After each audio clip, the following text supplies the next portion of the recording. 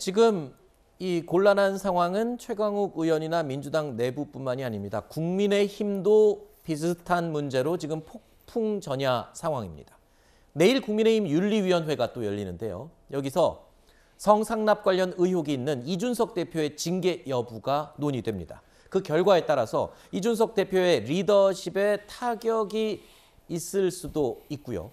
또 국민의힘이 극심한 혼란에 빠져들 수도 있다. 이런 전망까지 나오고 있습니다. 이준석 대표는 윤리위에 직접 참석할 의향을 밝히기도 했는데요. 들어보시죠.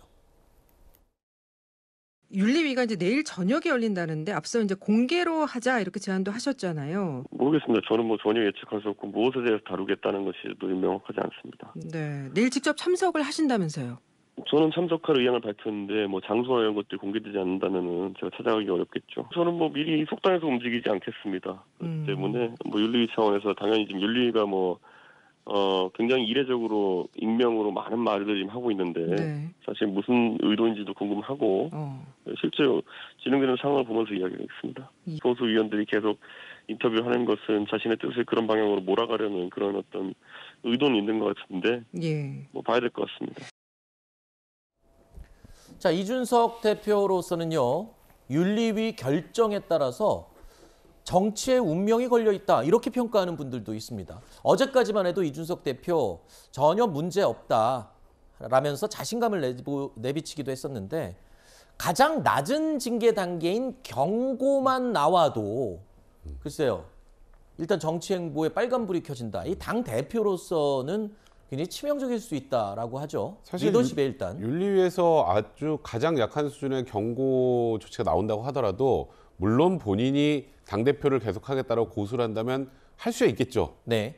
근데 이제 말 그대로 이제 국민의힘 내부도 그렇고 또 야당인 민주당에서도 당연히 이 대표 소위 이게 성상납 무마 증거인멸 교사 의혹 아니겠습니까? 이걸 사실상 사실로 단정하고 이제 공격을 할 수 있는 상황이 된단 말이죠. 네.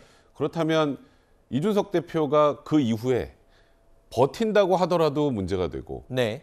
내려온다고 하더라도 이준석 대표 스타일상 그거를 고지고대로 받아들이고 고개를 숙일 스타일은 아니란 말이죠. 그러니까 만약에 이준석 대표에게 가장 낮은 수준의 징계가 나온다고 하더라도 국민의힘의 내용 또 이준석 대표의 정치적 운명 이런 것들은 굉장히 혼란에 빠질 가능성이 매우 높습니다. 네. 그래서 지금 국민의힘 내부에서 좀 걱정을 많이 하고 있는 것 같습니다. 네. 일단 4단계의 이 징계 가운데 가장 낮은 거가 이제 경고라고 했는데 어떤 징계든 나오긴 분명히 나올 거라는 얘기가 많이 들려요.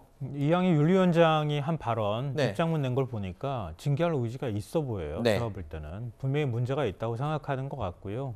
이른바 이제 성상납 의혹과 관련돼 있는 문제가 아니라 그 이후에 사후 처리를 하는 과정에서 지금 녹취록이 다 남아 있는 상황이잖아요. 네네. 예를 들면은 무마하려고 시도했다거나 아니면 그걸로 인해서 돈을 투자하겠다고 얘기한다거나 이런 내용들이 녹취록에 남아 있는데 그 내용이 적절했다 이렇게 판단하기는 좀 쉽지 않지 않나 이런 생각이 드는데 한편으로 좀 아쉬운 거는 이준석 대표의 태도에 관한 문제예요. 네. 이게 지적 안 할 수가 없는데요. 우크라이나 방문하기 직전에 이제 지방선거 끝나고 난 다음에요. 승리했잖아요. 굉장히 좋은 분위기였고요.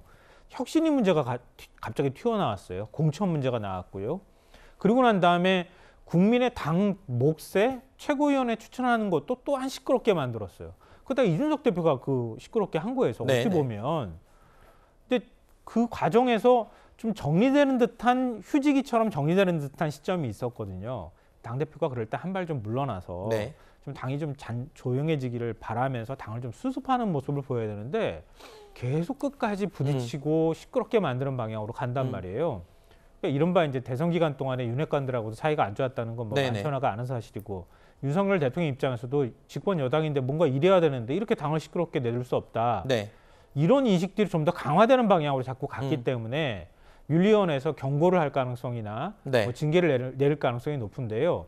저는 당원권 정지를 내리면 차라리 간편할 수도 있을 것 같아요. 왜냐하면 당대표를 유지하기 어렵잖아요. 물론 이준석 대표가 당대표 자격으로서 이거 결정한 거 나는 받아들일 수 없다고 얘기할 수 있지만 그래도 그거 징계 자체가 당대표에서 내려올 명분이 되기는 하겠는데 만약에 어중간하게 경고를 하잖아요. 네. 이준석 대표가 끝까지 반발하면서 갈등이 훨씬 더 커질 가능성이 있다 이렇게 생각합니다. 공공연스럽게도 바로 직전에 지금 최강욱 의원에 대한 민주당의 중징계가 나왔거든요. 그 직후에 지금 이준석 대표의 징계가 논의되고 있기 때문에 국민의힘 입장에서도 민주당의 결정, 중징계 결정을 또 신경 안 쓸 수가 없을 것 같아요. 근데 저는 이건 사안 자체가 아예 다른 거라고 좀 개인적으로 생각이 들고요.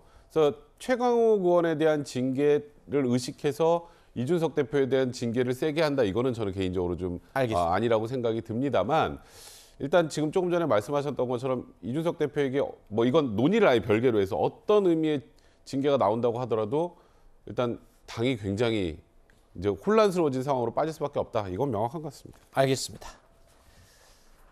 저희가 준비한 세 번째 Q&A 주제로 계속 이어갑니다. 확인해 보시죠.